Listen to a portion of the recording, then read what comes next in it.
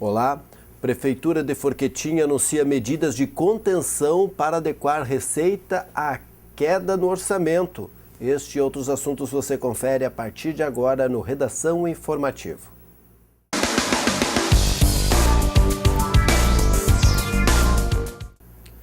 Uma loja situada na rua Padre Anchieta, no centro de Teutônia, foi arrombada durante a madrugada desta terça-feira e teve diversos eletrônicos furtados.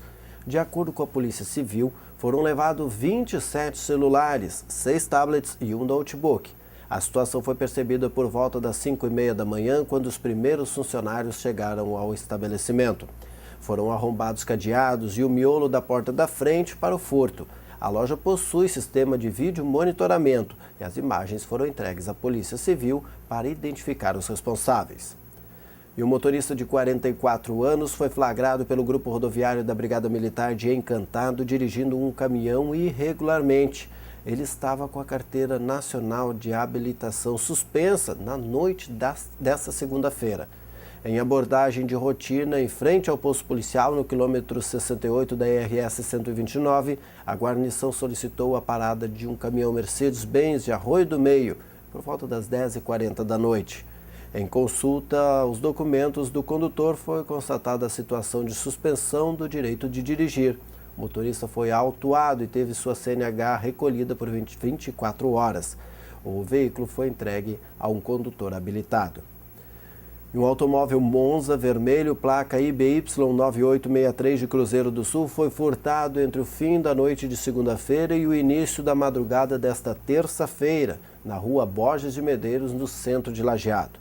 De acordo com o registro policial, o carro foi deixado estacionado na rua pelo proprietário por volta das 10 da noite. E ao retornar por volta da 1h30 da manhã, o dono constatou que o veículo tinha sido furtado. 2 adolescentes de 15 anos foram detidos por tráfico de drogas durante a tarde desta segunda-feira em Encantado e Lajeado. Em patrulhamento no centro de Lajeado, o pelotão de operações especiais da Brigada Militar tentou abordar um menor na rua Marechal Deodoro. Ao ver a viatura, o rapaz fugiu em direção a uma casa e abandonou um pacote branco no caminho. A guarnição o deteve e, em revista, os policiais encontraram R$ 590 em dinheiro e um celular. Em buscas nas imediações, o pelotão de operações especiais encontrou as 17 buchas que o adolescente tentou se desfazer. Em 20 de fevereiro, ele havia sido detido com cocaína e cerca de R$ 2.000. Já em Encantado, na rua Timbaúva, um outro adolescente de 15 anos foi detido com drogas. Por volta das 3h40 da tarde, a Brigada Militar avistou o menor entregando um cigarro de maconha e recebendo R$ 20 de outra pessoa. Os policiais o abordaram e encontraram com o rapaz mais um cigarro de maconha. Os 2 adolescentes infratores foram levados à delegacia de polícia, local para o registro das ocorrências, e depois foram liberados. E um veículo Renault Logan, placa ITX 0245, que tinha sido furtado por volta das 2h30 da tarde desta segunda-feira na Avenida Ipanema, no bairro San Diego, em Bom Retiro do Sul, foi localizado abandonado 2 horas após no bairro São Jorge. No momento em que a proprietária fazia o registro da ocorrência na delegacia da polícia local, o policiamento encontrou o Logan abandonado na rua General Ernesto Dornelles, sem a chave. Um televisor de 40 polegadas, que também foi furtado da moradia, não foi recuperado. De acordo com a Brigada Militar, para a prática do furto, o responsável ingressou na casa pela janela. Ele ainda teria se alimentado na residência antes de levar o veículo da garagem. Acompanhe agora o comentário do advogado Giovanni Luciano. No domingo que passou, Lajeado deu uma grande demonstração de civismo, politização e principalmente de educação da comunidade, na passeata de protesto contra a corrupção da política e outras bandeiras defendidas pelos manifestantes.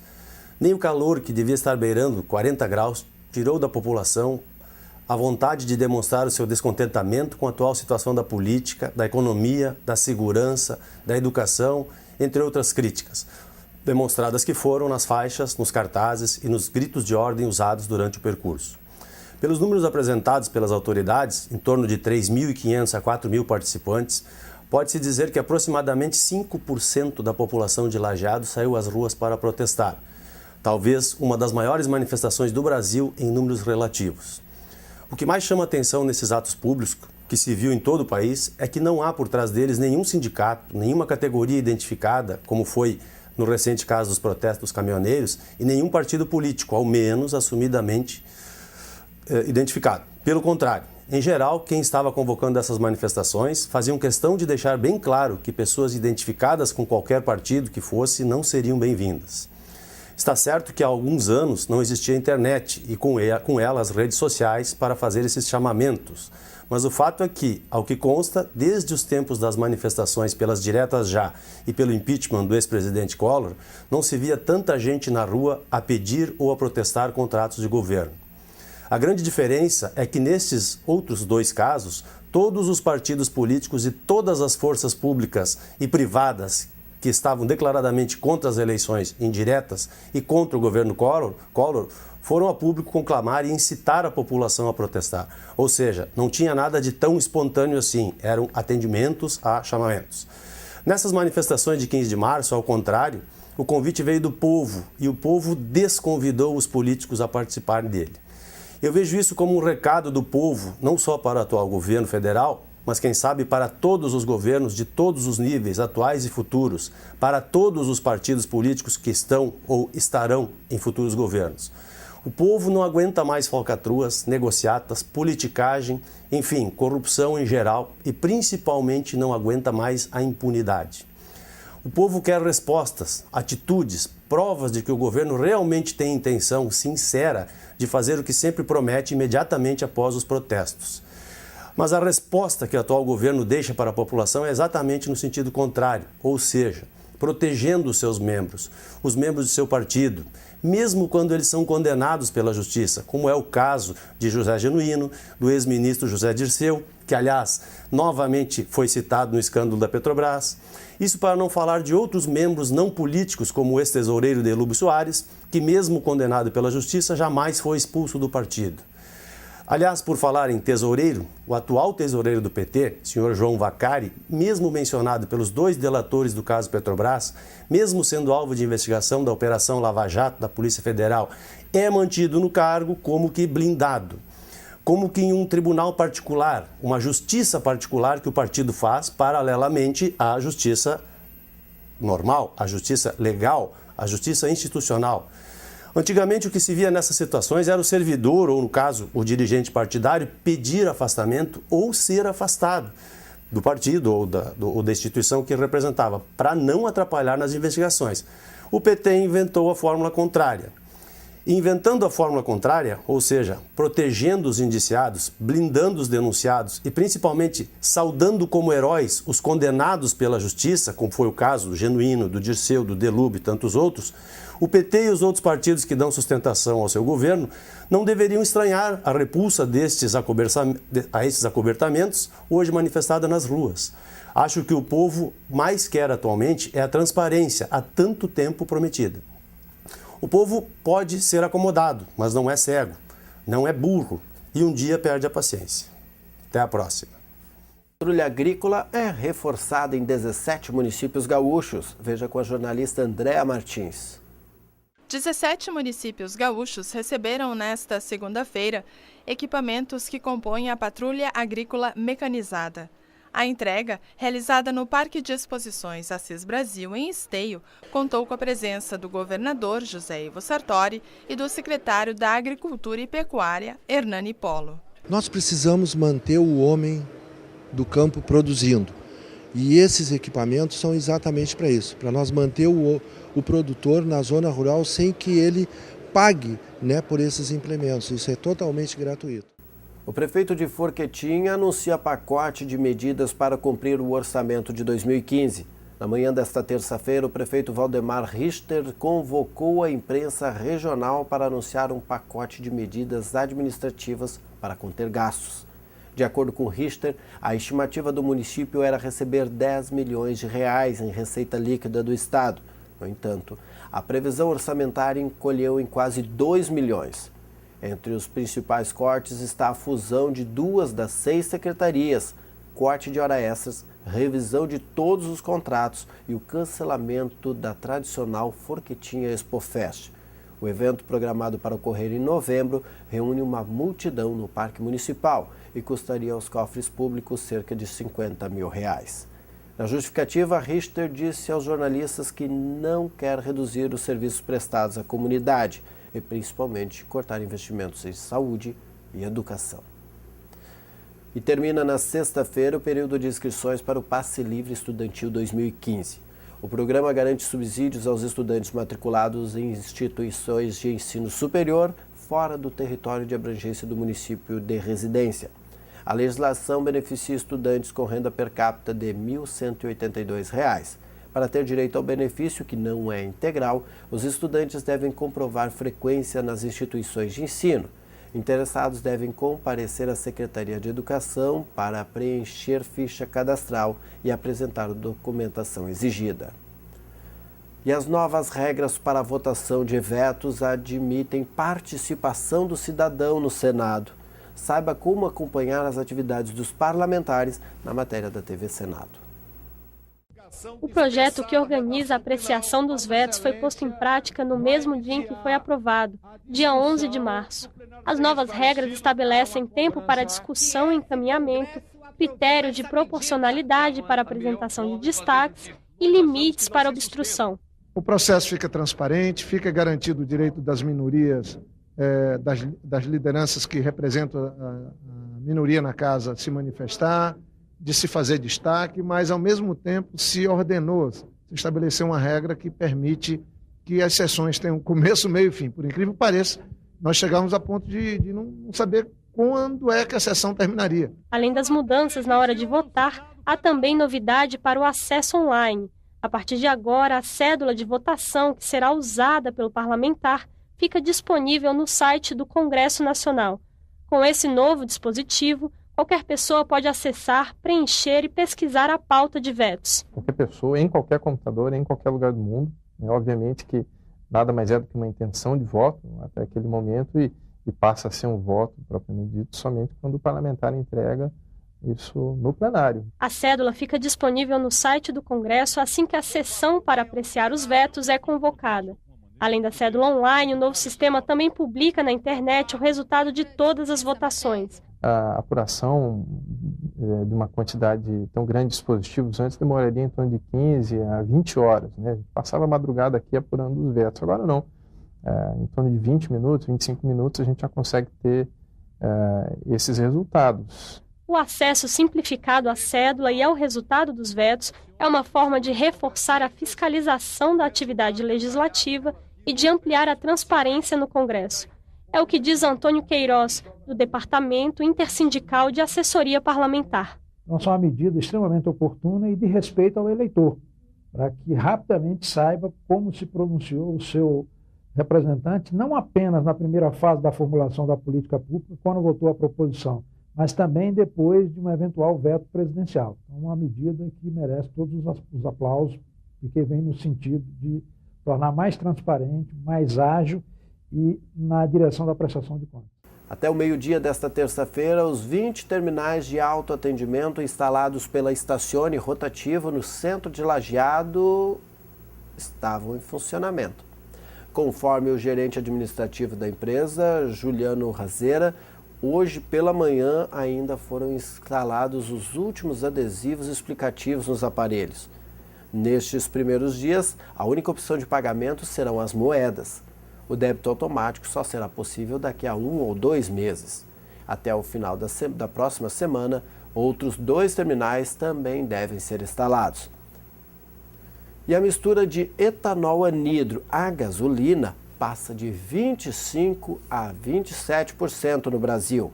Acompanhe com o repórter João Pedro Neto. O governo federal avalia que a medida traz ganhos para o setor produtivo. fortalece a indústria e é positiva para consumidores e meio ambiente. Antes, a gasolina tinha 25% de etanol anidro misturado à sua composição.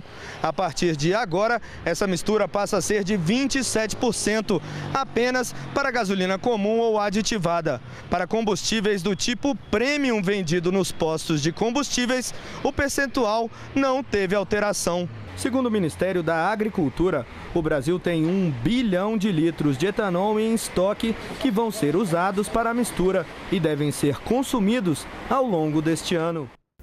A partir desta semana, toda quarta e sexta-feira à tarde, os alunos e professores da APAE de Estrela comercializarão na Casa do Papai Noel, na Praça Mena Barreto, produtos oriundos de sua padaria. Na sexta-feira, os últimos detalhes do acordo foram tratados no gabinete da primeira-dama, Karine Schwingel, que ofereceu espaço. Semanalmente, 18 alunos da instituição revezam-se na cozinha de culinária. A produção de pães, bolachas e outras guloseimas é apenas uma forma de introduzir os alunos no mercado de trabalho. Os produtos, que são feitos sem conservantes, podem ser adquiridos de 1h30 até às 5h15 da tarde, diretamente na casinha do Papai Noel. O lucro será revertido para a manutenção da APAE, que hoje conta com 52 alunos e 27 colaboradores, além de oferecer cerca de 130 atendimentos mensais. E o Brasil fecha janeiro com mais de 197 milhões de acessos em banda larga. Saiba mais na matéria da jornalista Luana Karen. O Brasil fechou janeiro com mais de 197 milhões de acessos em banda larga, um crescimento de 48% em relação a janeiro de 2014. De acordo com a Associação Brasileira de Telecomunicações, em um ano, 60 milhões de novos acessos foram ativados. Foram quase 2 novas conexões por segundo. Os acessos em 3G e 4G lideraram a expansão, chegando em janeiro a 173 milhões de conexões, com 55% de crescimento em relação a janeiro do ano passado. Na banda larga fixa, os acessos somaram mais de 24 milhões em janeiro deste ano. De Brasília, Luana Karen. A fim de desenvolver técnicas para falar em público com eficácia, naturalidade e sem inibição, a Univates promove o curso de extensão Comunicação Oral, módulo 1. Os encontros ocorrerão de 6 a 8 e de 13 a 15 de abril, em segundas, terças e quartas-feiras à noite, na Sala 100 do Tecnovates, no campus de Lajeado. As inscrições seguem até o dia 30 de março. Interessados em participar devem se inscrever na Secretaria de Extensão, localizada na Sala 110 do Prédio 1, ou pelo site www.univates.br/inscrições/extensão. O investimento é de 2 parcelas de R$ 100 por boleto bancário. Alunos e diplomados dos cursos de graduação e sequencial, além de acadêmicos dos cursos técnicos e de pós-graduação da Univates, recebem 10%. Se você é estudante e está com receio em relação à renovação do FIES, pode ficar mais calmo. Pelo menos esta é a recomendação do ministro interino da Educação. Veja na matéria de Ana Gabriela Salles. Todos os alunos que utilizam o Fundo de Financiamento Estudantil, FIES, e desejam renovar o contrato, podem fazer o procedimento até o dia 30 de abril. Até agora, mais de 870 mil estudantes concluíram o processo de renovação, o chamado aditamento. A página chegou a registrar um pico de 57 mil acessos ao mesmo tempo, o que causou lentidão no sistema. O ministro interino da Educação reforçou que os estudantes podem ficar tranquilos. Isso porque o sistema do FIES está sendo adaptado para atender a grande demanda. E, se preciso for, o prazo do dia 30 de abril poderá até ser prorrogado. Como todo sistema, você tem que otimizar, você tem que avaliar, você tem que melhorar para que você garanta a continuidade de forma sustentável do processo.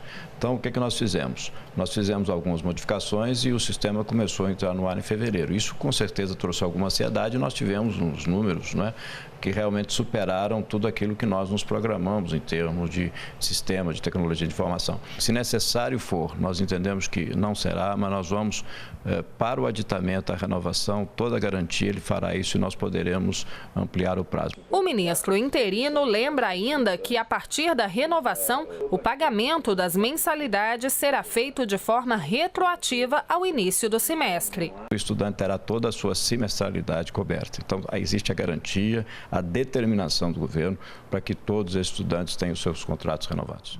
Há 2 semanas da Páscoa, o distrito de Forqueta exala o espírito da data cristã, dando boas-vindas aos visitantes e comunidade local, com enfeites que evidenciam coelhos, cenouras e guirlandas, além de personagens que simbolizam a ressurreição de Cristo.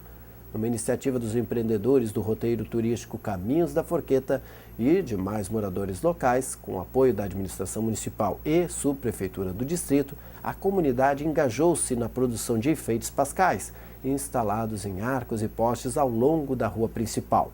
Além disso, moradores foram incentivados a enfeitar suas casas e pátios, evidenciando o espírito da data. A comunidade está de portas abertas para os visitantes que queiram conferir de perto as novidades, com destaque para a tradicional encenação da Paixão e Morte de Cristo, a Via Sacra de Forqueta, a realizar-se na sexta-feira, dia 3 de abril, a partir das 8h30 da noite, no cenário da Lagoa, que é localizado ao fundo da Igreja São Vendelino. E o público da terceira idade está viajando mais, segundo o Ministério do Turismo. Veja na matéria da NBR. Cada pontinho colorido no mapa representa um lugar visitado pelo casal Antônio, de 83 anos, e Benevenuta, de 81.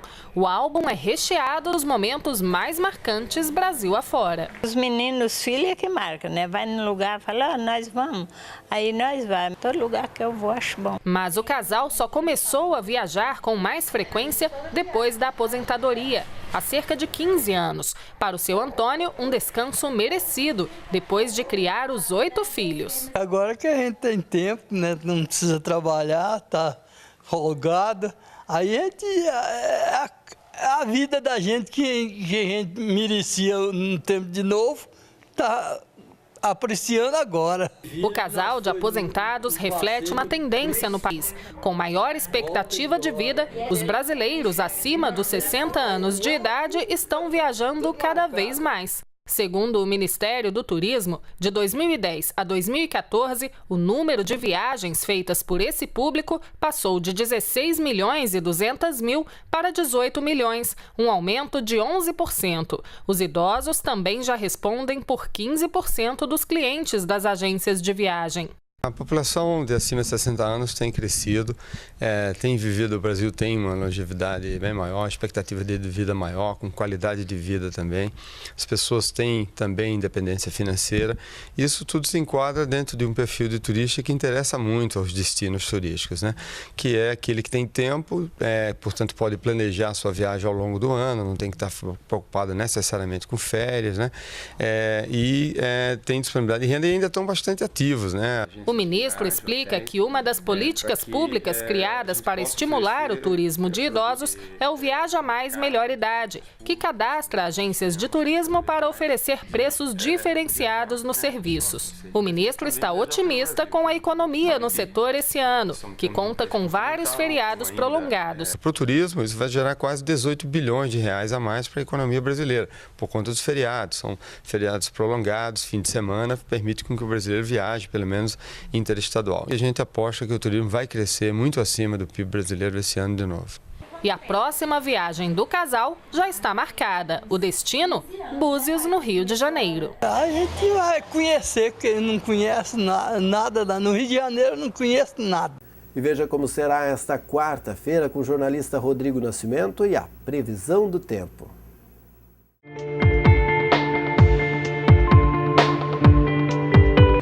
Olá, esse é o Boletim do Tempo para o Redação Informativo, trazendo as informações do clima para esta quarta-feira para o Rio Grande do Sul e o Vale do Taquari.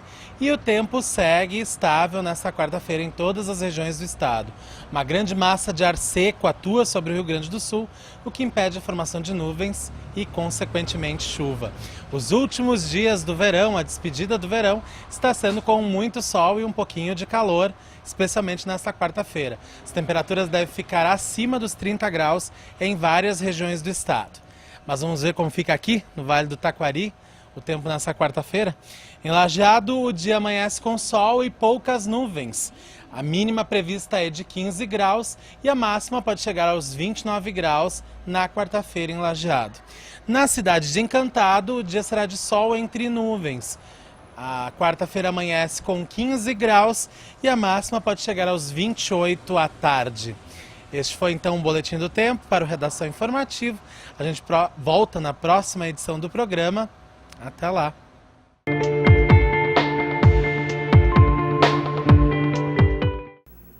Obrigado, Rodrigo. No fim de semana, o município de Ilópolis, aqui no Vale do Taquari, promoveu a 4ª edição da Festa das Etnias. O presidente da Assembleia, Edson Brum, participou da abertura do evento na sexta-feira. Veja com a jornalista Simone Fernandes como foi essa festa no alto do Vale do Taquari. A maioria dos moradores do município de Ilópolis é descendente de italianos, mas a comunidade faz questão de valorizar as outras etnias que chegaram para trazer diversidade à população. Durante os 3 dias de festa, o evento reuniu apresentações de dança, teatro e música, além de gastronomia e uma feira do livro. O nome já diz diversas etnias, então nós temos apresentações de diversas etnias, nós temos também a gastronomia e nós temos também nessa festa comemorando os 10 anos de gemelagem com a cidade de Auronzo de Cadore, onde é a cidade co-irmã nossa. Eu acho que a educação de um povo começa tudo pela cultura, pela educação. Eu acho que um povo sem cultura, eu disse que não existe, né? Se não tem cultura, não tiver educação, dificilmente um povo poderá ter sucesso no teu município, né? Também, né? Onde que nós temos que cada vez mais, com as dificuldades que o país está atravessando, nós temos que cada vez mais estar unidos e a cultura, a educação e começar pelas crianças, né?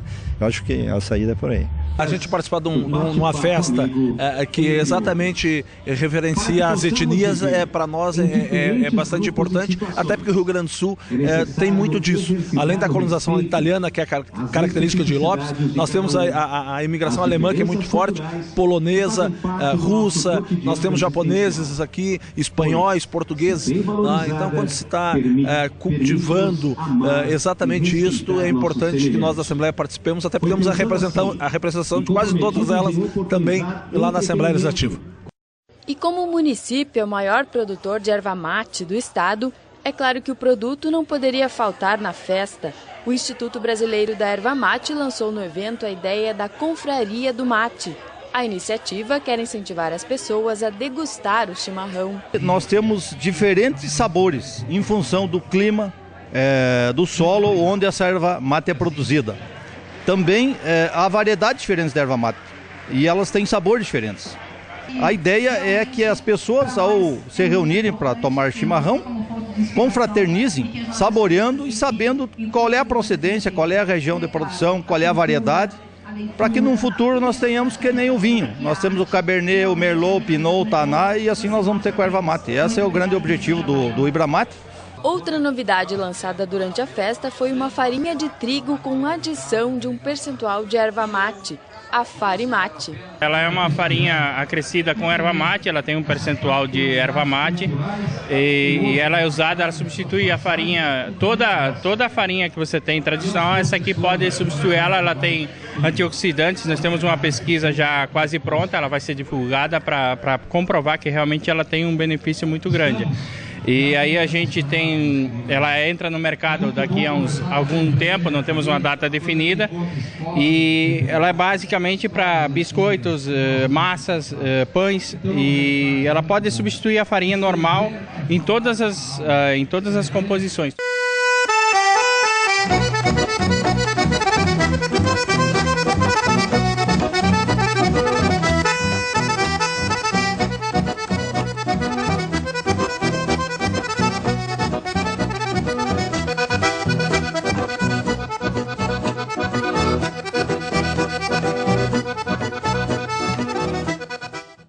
Este foi o Redação Informativa desta terça-feira, 17 de março. Na sequência vem o Papo de Boleiro. Nós voltamos amanhã às 6h30 da tarde. A nossa programação você acompanha também no www.tvinformativo.com.br.